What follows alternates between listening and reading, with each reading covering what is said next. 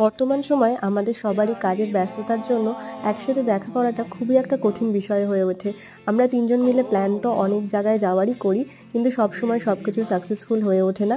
Last যখন আমরা একসাথে দেখা করেছিলাম তখন আমরা ঠিক করি যে আমরা তো তাও কষ্ট করে সময় বার করে নিতে পারি, কিন্তু মায়েদের তো কোথাওই যাওয়া হয় না, দেখা করাও হয় না। তাই ঠিক করি যে একদিন যদি লাঞ্চ করে সিনেমা দেখতে যাওয়া যায় তাহলে সেটা খুব ভালো হয়। তো সেই মতোই আমরা মায়েদেরকে নিয়ে সন্তান সিনেমাটা দেখতে চলে গিয়েছিলাম। এই মুভির এন্ডিংটা এতটাই বেশি ইমোশনাল ছিল যে আমরা সবাই লাস্টে খুব কেঁদেছিলাম, আর বাইরে বেরিয়ে সেটা নিয়ে আলোচনা করছিলাম। যেহেতু আমরা লাঞ্চ ওখানে করিনি তাই সন্ধ্যায় খাওয়ার জন্য চলে গিয়েছিলাম বিকারামের স্টোরে, যেটা আছে স্টার মলের ঠিক উল্টো দিকেই।